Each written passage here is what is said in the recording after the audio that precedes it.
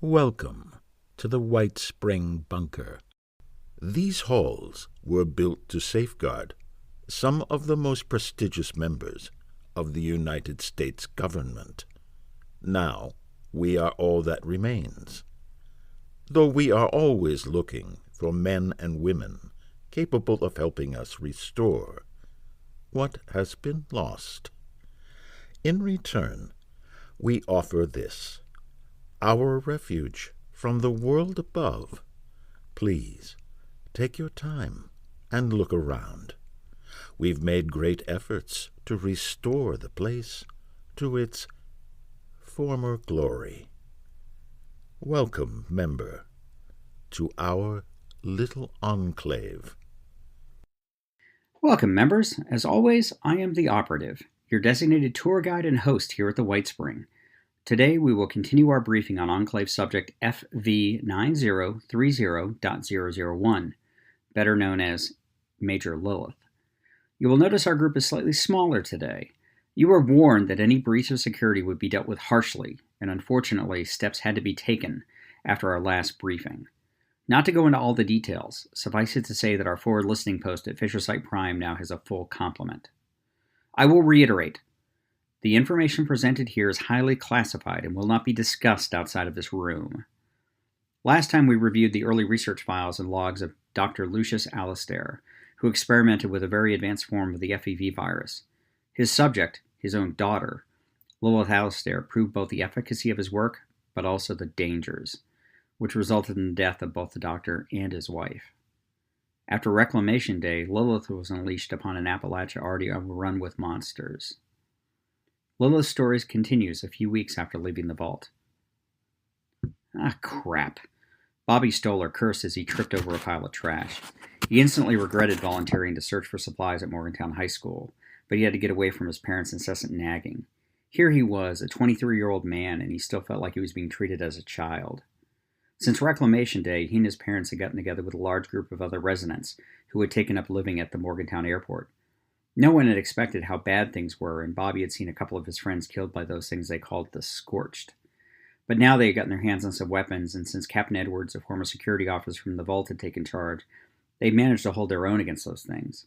Of course, Bobby felt he should have been given more responsibility, not just being treated as an underling. Ever since they arrived, he'd been forced to help with the cleanup, planting, and being sent to collect junk and basic supplies from the area. That's a woman's job, he would complain to whoever would listen. At least in the vault, he'd been treated with respect, he thought. His parents were both professors at Vault-Tec University and had managed to get assigned to Vault 76 as teachers. Bobby always had been given good grades, even though he didn't try very hard. He and his friends had the run of the place. It was just a couple other kids who gave them trouble. For some, it was easy just to bully them, and mostly quickly fell in line. If Bobby needed something, he just took it, and Vault security looked the other way. When they left the vault, that all changed. Appalachia wasn't at all what they had expected, and his parents wanted him to contribute. As members of Vault-Tec, they felt that his behavior reflected badly on them, and they had to rely on their own resources to survive. So for the first time that he could remember, his parents pushed him, and they scolded him. "Bobby, stop being lazy and get to work. Bobby, you're disappointing us. Listen to what Captain Edwards says. Bobby, we don't care if it's beneath you. Don't embarrass us. Bobby, stop whining and just do it." It never stopped, and having it done in front of his old gang, well, it was just humiliating. Almost as humiliating as getting his nose broken by a girl. He rubbed the bandage still covering part of his face. At the big vault party the night before Reclamation Day, he had a bit too much to drink, then decided he wanted to kiss little Valeria. She was a stuck-up little bitch, but she was also pretty, too. In class, she always showed off how smart she was, and could beat just about all the other kids in athletic events, too. So he took one more drink of whatever his friends had poured for him and went over and grabbed Valeria from behind, spun her around, and went in for a nice, wet kiss. Ugh, he thought, because he never got close. As soon as she turned around, she hit him with a right cross that broke his nose and put him on the floor. He was left there, blood pouring down his face, while she gave him a thoroughly disgusted look before her mom hustled her out of the room. The med staff patched him up, and he heard that bitch's dad apologizing for Valeria's mistake. He had to slink back to his quarters, hearing the sounds of his friends laughing at him. At least he had gotten lucky with that weird chick Lilith. She'd always been odd, and of course she hung around with Valeria. The two of them were always off together, so it was quite surprising that suddenly Lilith started talking to him one day. It was right about the time he'd been given the job in the armory. Having a girl that pay that much attention to him never raised any alarm bells. And well, Lilith asked if she could borrow his keys because she just wanted to look around. Bobby made sure that she needed to earn it. It was certainly a very fumbling experience, but they both got what they wanted. He was even able to come up with a great excuse when one of the staff asked about the missing items. Bobby, not being the sharpest tool in the shed, never put two and two together after Lilith's parents died in that explosion. He'd also never really wondered what happened to that missing fusion core either. During the first few days at the airport, Bobby settled in with a girl a couple of years younger than him named Sally. He had seen her around the vault, but it wasn't until her father was killed by the Scorch that she started hanging around him. She said that he made her feel safe, but all that Bobby cared about were the fringe benefits from having a girlfriend of his own. To be honest, he thought he probably should have treated her better. Lord knows she always tried to look nice for him and even made him a meal or two using her meager skills. He also probably shouldn't let her go to Flatwoods alone with Mr. Reynolds and his crew. He worked in the commissary in the vault and had been organizing their supplies. They'd been planning a trip down to Flatwoods to get some more supplies and suggested that he and Sally go with them. Of course, Bobby didn't want to go because it was a long walk and maybe even a little dangerous. Sally tried to back out of going and begged Bobby to let her stay too. But he said no, that she should do this for him, and if she did, he'd do something nice for her when she got back. He saw Reynolds laughing with his men as they were preparing to leave, and Sally looked a little scared. But all Bobby could think about was how lucky he was to have gotten out of trudging all the way just to haul back a bunch of scrap. That had been a week before, and no one had heard back from him. And Bobby had just about forgotten about Sally anyway. There was this new girl, Judy, he had his eye on. He planned on talking to her tomorrow to see if she was interested, and if not, well, there were other ways to get to know her better, whether she liked it or not. So this morning, Captain Edwards had given Bobby a 10mm pistol and told him to go check out Morgantown High School. The information that the responders left had led them to believe that they'd need to continue the vaccine research project started at the airport, and there might be some equipment at the high school that they could use. When Bobby asked about the Scorch, Captain Edwards laughed and said a big, strong guy like Bobby could handle just about anything you might find. He was just about to talk back to Edwards when he noticed his friends standing nearby. They still made fun of him because he got punched by a girl, so he just smiled and gave an offhand salute to the captain. His walk through Morgantown was uneventful. He saw a few of those things they called ghouls, but they were already dead. Bobby didn't want to get too close to them because they not only smelled like crap, but because they gave off radiation as well. It was the one thing he had listened to his parents about because he didn't want to get sick. The closer he got to the high school, the more dead ghouls he saw. He was stepping over a pile of trash and almost fell over one. It was so disgusting that he almost threw up. Whatever it had looked like before, its insides had been pulled out and piled next to it.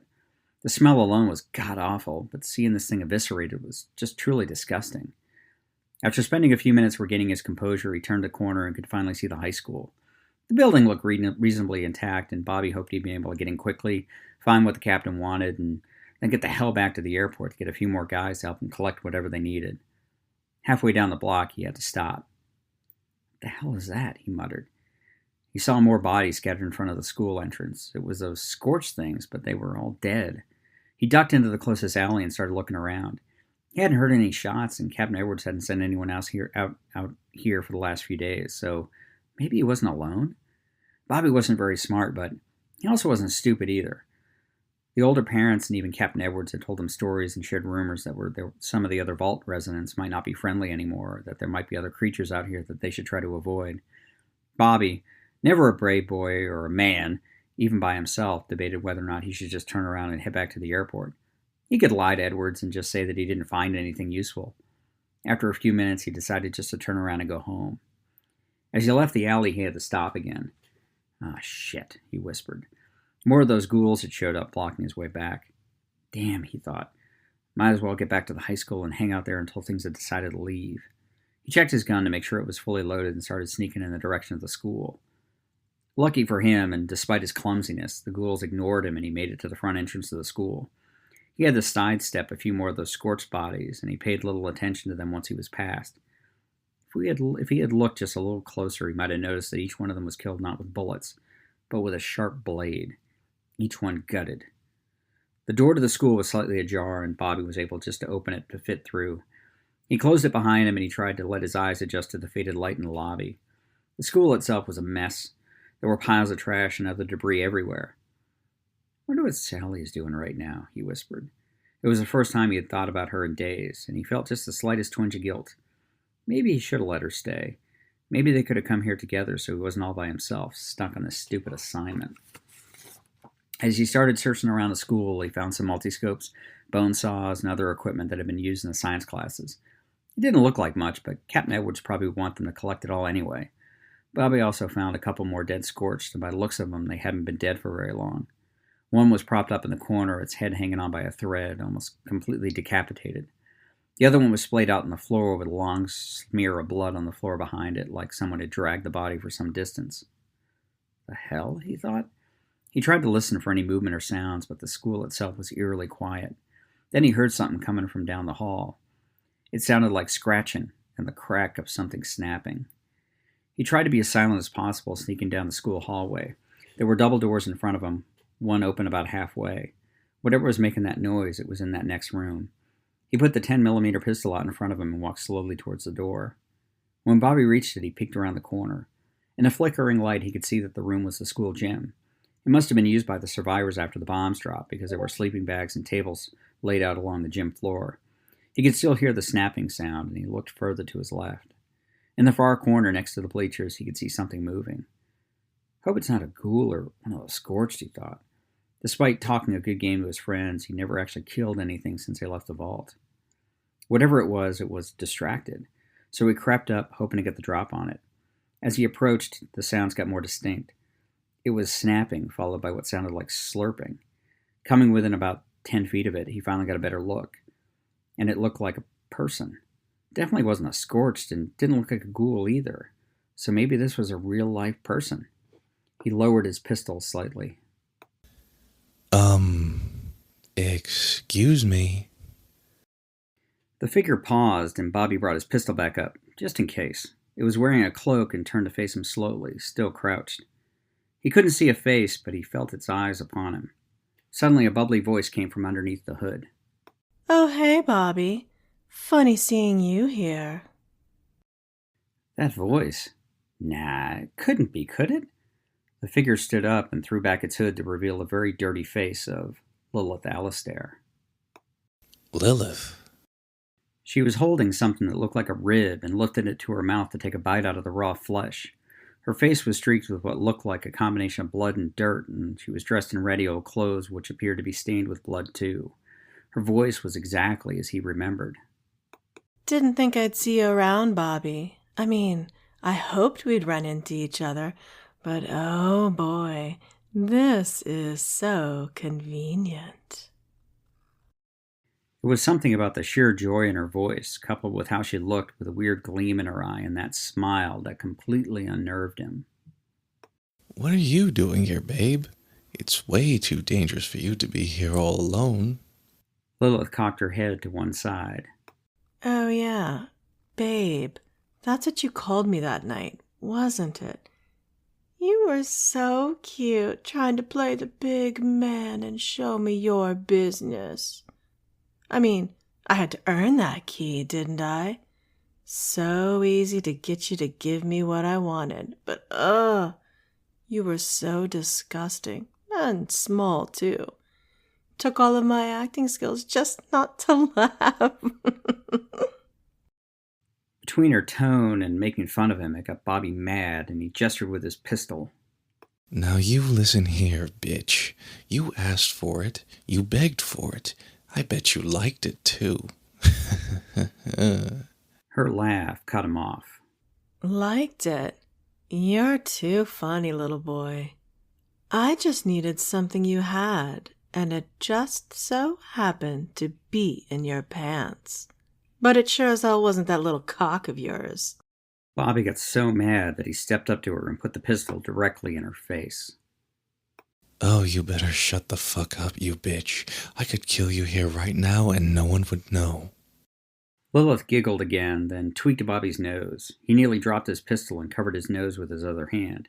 It hurt like hell, and a small stream of blood leaked out, staining the bandage. Fucking hell. Still hurts, huh? You should have known better than to try to put the moves on Valeria. I nearly pissed myself when she dropped you like a bag of potatoes. Nearly blowing his top, Bobby pressed the pistol right up against Lilith's forehead. I'm gonna shut you up good, and after, I should find Valeria and do the same. You little bitches come from the same litter after all. Lilith just smiled, looking him right in the eye, ignoring the gun to her head. Why don't you take a look at what this little bitch was doing before you so rudely interrupted me? Bobby, still holding the gun, looked over Lilith's shoulder. Right behind her, laid out on the floor, was one of those scorched, except this one wasn't completely dead. It was moving, its arms and legs flailing weakly. Its torso had been cut open with surgical precision, and Lilith had been sawing away at its rib cage before excising the internal organs in alphabetical order and eating them. The color drained completely from Bobby's face as he reflexively pulled the trigger. The echo of the shot was loud in the gymnasium, as was the ricochet as the bullet bounced off the wall. Lilith had dodged with near inhuman speed, and before he could react, she shoved him backwards with a strength that took him completely by surprise. He landed on his back and hit his head on the gym floor. Bobby saw stars and nearly passed out as the pistol flew from his hand and skidded under a nearby table. Lilith leapt on top of him, her hand around his throat, holding him down. Get the fuck off of me, you dumb bitch! Language, Bobby boy. That's so impolite. Here, let me show you what I learned in anatomy class while you were goofing off. She lifted her right arm, exposing a long, thin blade concealed in her hand. Before he could react, she plunged it between her ribs, careful to miss all the major organs, but ending neatly in Bobby's spinal cord. Bobby felt the sharp pain of the stab, then an icy coldness as he lost feeling below his torso. He couldn't feel it, but both his bladder and colon released themselves, adding to the foul odor permeating the room. He opened his mouth to scream, but Lilith was ready and stuffed his mouth with a bloody rag. No, Bobby. We don't want to be interrupted. I'm oh so happy to finally have you all to myself. She smiled wide, with her lips stained with blood. You might have noticed that you can't feel your legs, or anything else for that matter, below your waist. See, I just severed your spinal cord. Bobby was wide-eyed now, trying to scream, to beg, to do anything. He tried to push Lilith off of him, but she quickly and cleanly broke both of his arms as the blood was pooling underneath him. Lilith just laughed, reached down and ran the tips of her finger through the thick red liquid, then slowly licked each one clean. She knelt down until she was even with Bobby's face. The tears were dripping from his eyes as he tried to scream through the cloth in his mouth. Bobby. I have been thinking all about you since that night in the vault. And oh, I am so hungry. A muffled scream was followed by wet ripping sounds echoing across the gymnasium. 2 days later, Dr. Godfrey lifted the dirty sheet and grimaced when the smell hit him. Doc, can you tell us what happened? Captain Edwards, formerly of Vault 76 security and current head of the small settlement at Morgantown Airport, knelt beside the body they found earlier that day. The doctor, using a small prod, examined the mutilated corpse. Well, it's obvious that young Bobby was attacked by some wild animal. I mean, besides the broken bones, a lot of the body just isn't here. In fact, I'd wager more than a few animals have been in here for a quick meal. When Bobby hadn't returned after the first night, Captain Edwards had sent a search party out to find him. They'd been delayed by a large group of scorched, but reached the high school early that morning. They had sent a runner back to get him after finding the body. Edwards brought the doc just in case, and he was really glad he had. They were only able to identify Bobby by the pip boy still on what was left of his arm. The captain's men were spooked. A couple of them swore they had seen something stalking the hallways, and George came running from the back of the building after he heard someone laughing. "God, the wasteland makes us all a little crazy," Edwards thought to himself. It was the strangest thing, though, because they couldn't find any animal tracks or signs of a creature at all. It almost looked like someone had cleaned up afterwards. But that didn't make any sense either. Edwards stood up. "Thanks, Doc. It's hard to lose someone so young." He pointed to his men. "Let's get a stretcher together and get Bobby back to camp. The least we can do is tell his parents and give him a proper burial." As Edward and his team left the building, he thought he could hear laughter echoing in the wind. It sent a shiver up his spine. Pretending not to hear, he made a mental note to never send anyone else out alone again. Several days later, Lilith was bored. She sat perched at the roof of the old Morgantown credit union, overlooking the airport. She was half-heartedly gnawing on the leg bone of one of those scorched things. While it did satisfy her hunger, it was a very unsatisfying experience. She could compare it to having to eat a burnt steak. Just getting through the burned bits to get to the juicy interior was such a chore. She looked over to the airport. The former Vault 76ers were like busy beavers, following the Vault Tech instructions like good little dwellers they were, to start the rebuilding process. Gosh, she thought, more like little lemmings. Hadn't they got the message that Appalachia wasn't what they'd been promised? After running into Bobby, and that had made Lola's whole week, she'd been stalking around the perimeter of the airport trying to get someone, anyone, to come out and play. But she guessed after finding Bobby's body they had gotten them spooked, and they all stayed safe behind the walls. It frustrated Lilith to no end. She'd been forced to hunt down whatever else she could find in the ruins. The ghouls tasted downright nasty, and the scorched were hardly much better. Lilith growled and snapped the leg bone in half, sucking the marrow before tossing it down to the street below. She'd had such plans after she left the vault, but all she found was a whole lot of nothing.